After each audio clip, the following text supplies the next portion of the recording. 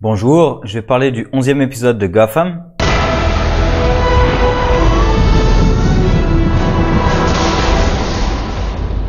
Alors pour moi, une conclusion décevante, un arc décevant et extrêmement rushé, ce qui est quand même particulièrement étrange puisque c'est une saison qui était préparée.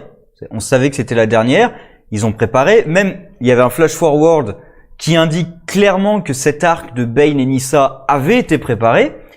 Et pourtant, on a l'impression que c'est un truc qui a été improvisé et jeté à vraiment la dernière minute dedans.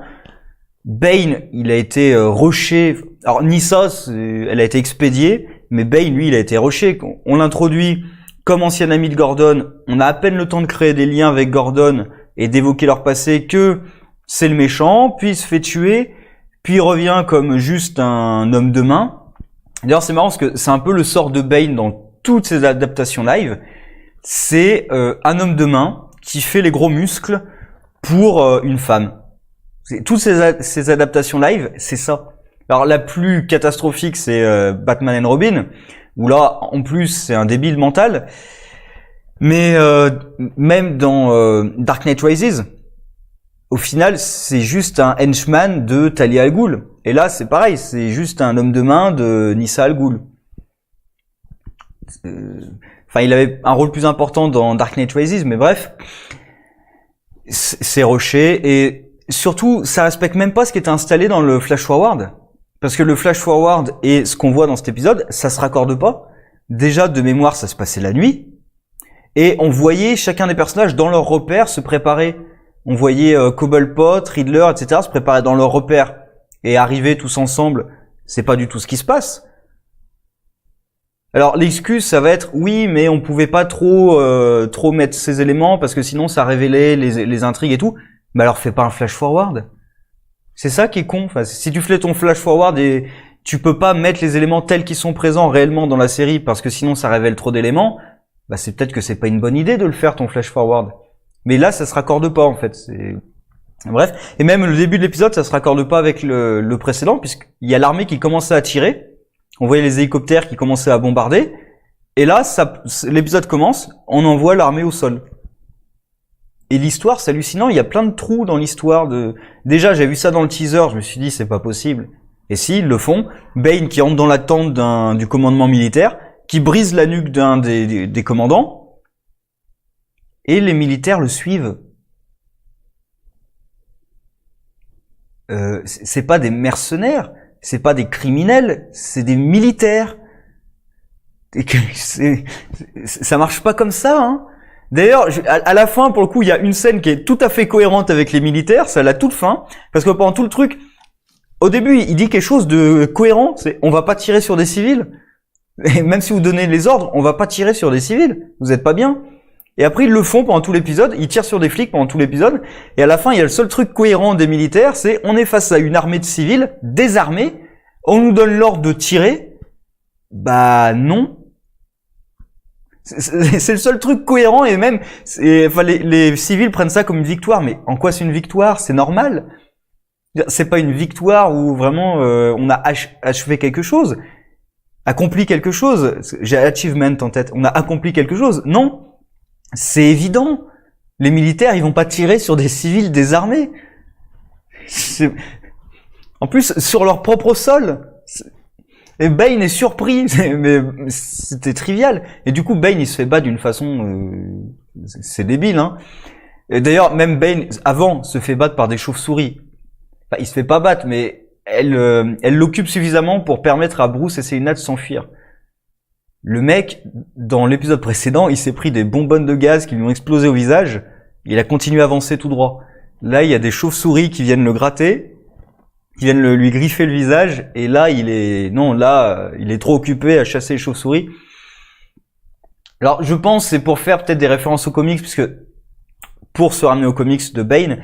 Alors, je sais pas en quoi ça a changé dans le New 52, mais post-Crisis, donc la version des années 85 jusqu'à 2005-2010, Flashpoint, c'était 2010, je crois, Flashpoint, enfin bref, toute cette partie-là, post-Crisis, Bane est un gamin qui a grandi dans une prison sur Santa Prisca, qui est né d'ailleurs dans la prison, qui a grandi dedans, qui a même passé énormément de temps en prisonnier dans une cellule solitaire.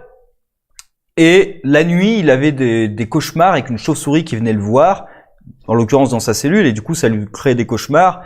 Et avec le fait d'être en solitaire et tout, ça l'a plus ou moins rendu dingue. Et quand il a vu Batman, il a vu à la fois un rival, et aussi il a vu le cauchemar qu'il hantait quand il était gamin. Et là, j'ai l'impression justement les chauves-souris qui attaquent Bane, c'est pour faire ça, le côté, c'est pour ça qu'il va avoir un truc contre Batman, contre les chauves-souris. C'est les chauves-souris qui l'attaquent. Et j'ai aussi l'impression que c'est pour ça que Bruce va se déguiser en chauve-souris. Parce qu'il a vu des chauves-souris. Et ça, pour le coup, c'est extrêmement décevant pour le personnage de Batman. Alors ça, et bref, toute la partie Nyssa et Bane, qui est quand même, allez, 30 minutes de l'épisode. C'est même pas tout l'épisode d'ailleurs, c'est 30 minutes. À la fin, il reste 10 minutes d'épisode où c'est fini. C'est quand même le plus faible. Hein. Il y a par exemple quand Gordon va confronter Nyssa, où alors Gordon a réussi à lui mettre des menottes.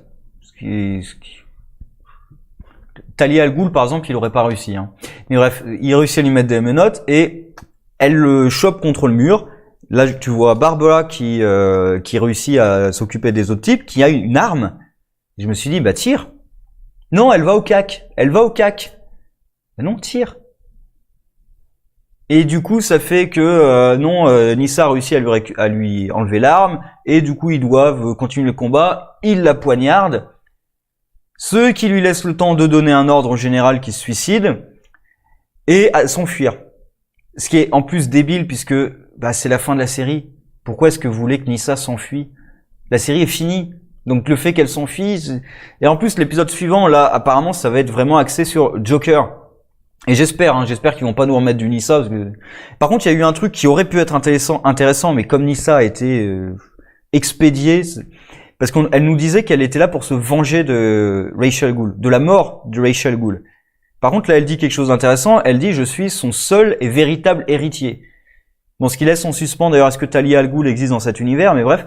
Quand elle dit ça, pour moi, j'ai l'impression qu'elle n'est pas tellement là pour venger la mort de Ra's al Ghul, mais parce que justement, Ra's al Ghul ne l'a pas reconnue comme digne héritière, qu'il a préféré quelqu'un d'autre comme héritier, Bruce Wayne. Et là, si on avait suivi la piste de la jalousie, ça aurait été beaucoup plus intéressant que de suivre le « je vais venger quelqu'un qui voulait se faire tuer ». Ça n'a pas de sens. Je vais venger quelqu'un qui est venu là exprès pour se faire tuer. C'était son objectif. Ça n'avait strictement aucun sens. Donc voilà, toute cette partie-là, c'était vraiment pas terrible. Sinon, il y a la partie Bruce et Selina. Bon, ça va pas très loin. Alors, il y a quand même Bruce qui, symboliquement, coupe les ponts avec Gotham. Ce qui est un peu dommage de le faire dans cet épisode, puisqu'il va revenir dans l'épisode suivant. C'est ça qui est un peu con. Alors, je pense qu'ils vont faire une ellipse. Ils vont faire une ellipse de quelques mois. J'aurais dit, il aurait fallu quelques années, en fait, pour vraiment dire, Bruce est parti à l'étranger, il s'est entraîné plusieurs années, il revient. Je pense qu'ils vont faire que quelques mois. J'espère au moins quelques mois, mais quelques années, j'y crois pas trop, où il va revenir, et là, enfin, il va être Batman. Donc, symboliquement, il coupe les ponts en détruisant le Wayne Enterprise, mais il va revenir à Gotham, on le sait. Après, le problème, en fait, c'est que moi, j'aurais vu ça en début de série Gotham. Honnêtement, quand ils ont annoncé le projet, je pensais vraiment qu'à la fin de la première saison ou la deuxième, Bruce allait disparaître, qu'il allait partir à l'étranger pour s'entraîner. Parce que là, le problème, c'est que, qu'est-ce qui reste à faire à Gotham City? No Man's Land, c'est fini. Si on a accepté de réunifier la ville avec le continent, c'est quand même que la criminalité a été réglée, parce que là, il restait quasiment que les criminels. Et quelques civils qui étaient bloqués sur place. Mais donc la criminalité, c'est bon, on a quasiment résolu la question. La corruption du GCPD, c'est réglé. Là, pour le coup, la corruption du GCPD, je vois pas ce qui reste à faire. Parce qu'une des raisons de pourquoi Batman est Batman, c'est que le GCPD est corrompu et du coup, il laisse faire la criminalité. Et après, comme Batman débarque, il y a des super criminels qui débarquent et tout. Sauf qu'on les a déjà, les super criminels, et ils se font arrêter. Bane est arrêté. À la rigueur, les deux seuls qui restent, c'est Riddler et Cobblepot. Ça, j'y reviendrai, c'était le meilleur de l'épisode. Comme, de toute façon, c'était le meilleur de la série. Voilà, donc, moi, j'aurais plutôt vu Bruce partir au début de la série, pour revenir peut-être à toute fin, comme, justement, dans une dernière saison, on aurait vu des bribes de Batman. l'ombre de Batman qui est là et apprendre, tiens, Bruce Wayne est revenu en ville. Parce que là, il part alors que j'ai l'impression que la mission de Batman est un peu accomplie. Donc là, ils essaient de justifier ça par le fait que Bane a failli tuer Selina devant lui, donc ça lui a fait un coup. Et c'est ça qui justifie le fait qu'il s'en aille, parce que bah tout va mieux maintenant en fait. C'est ça le truc, c'est que la situation s'est arrangée, et lui il s'en va. Il y a un petit décalage là-dedans en fait. Sinon donc j'ai dit, le meilleur de l'épisode, comme le meilleur de la série, c'est Riddler et Cobblepot. Alors j'avoue, le Cobblepot qui décide de rester, ça sort un peu nulle part. Parce qu'il était prêt à se barrer juste avant, donc là ça sort un peu nulle part, mais pourquoi pas. Bon, il y a le passage de la grenade aussi où là j'ai du mal à accepter quand même. Ils ont une grenade à leurs pieds, elle explose, il a juste l'œil. Alors au moins ils y vont, l'œil est vraiment arraché. Quand on voit la lacération, je sais pas s'il a encore l'œil, mais on voit la lacération clairement. Ce qui est là pour justifier le monocle sans doute. Est-ce qu'il y a besoin d'un truc pour justifier le monocle? Mais bref, en tout cas c'est là. La grenade à leurs pieds, ils ont plus de jambes. C'est le truc. La grenade, elle est quoi? Même pas à 1 mètre de leurs pieds. Ils ont plus de jambes. Mais bon, ça c'est un détail, on va dire. Je vais mettre ça plutôt dans la partie Bane et Nyssa qui a été rushée. Sinon, ils ont une scène qui est excellente vers la toute fin, quand ils vont se hug avec chacun un poignard dans le dos de l'autre. Franchement, j'ai cru qu'ils allaient finir un peu comme avaient fini Riddler et Ellie justement. Et on voit qu'en fait non, c'est que l'un et l'autre, ils veulent faire confiance, mais ils peuvent pas faire confiance à l'autre, mais ils veulent se faire confiance. Du coup, ils sortent le couteau au cas où, mais ils ont pas envie de poignarder l'autre, et on sent d'ailleurs quand ils sont tous les deux détendus, rassurés quand ils sentent que l'autre les poignarde pas, et que ils sont bien d'accord tous les deux ensemble. Donc ça, voilà, pour moi c'était la meilleure scène de l'épisode. Sinon, l'arc Nyssa Bane, de toute façon, voilà, je m'attendais pas à ce que ce soit terrible, vu à quel point ça a été précipité. Et oui, ça a été précipité, ce qui est débile, puisqu'ils avaient prévu cette saison. Le Flash Forward prouve qu'ils avaient tout prévu, et pourtant c'est précipité. Là, je comprends pas. Honnêtement, je vois pas ce qui s'est passé, mais il y a eu un problème quelque part. Bref, sinon j'espère, alors heureusement c'est pas le dernier épisode, et j'espère le dernier épisode qui a l'air d'être sur le Joker et l'arrivée de Batman, ça clairement, mais j'ai l'impression que ça va être concentré sur le Joker. Nyssa, faut pas la faire revenir, hein, c'est bon, quoi. Voilà, voilà. Faut la faire passer en perte et profit. On sait pas où elle est arrivée avec son sous-marin. Moi, j'imagine qu'elle s'est pris une mine sous-marine parce que de toute façon, pourquoi est-ce qu'elle saurait piloter un sous-marin? Ça, c'est le truc, c'est pourquoi est-ce qu'elle saurait piloter un sous-marin? Même Rachel Gould, je suis pas sûr qu'il sache piloter une voiture. Je pense qu'il a des gens pour faire ça pour lui. Donc Nyssa Al Ghul aussi, je pense qu'elle a des gens qui pilotent à sa place. Je vois pas pourquoi elle saurait piloter un sous-marin. Donc je l'imagine bien être entrée dans une mine et être morte. Voilà, donc j'attends avec impatience quand même le dernier épisode.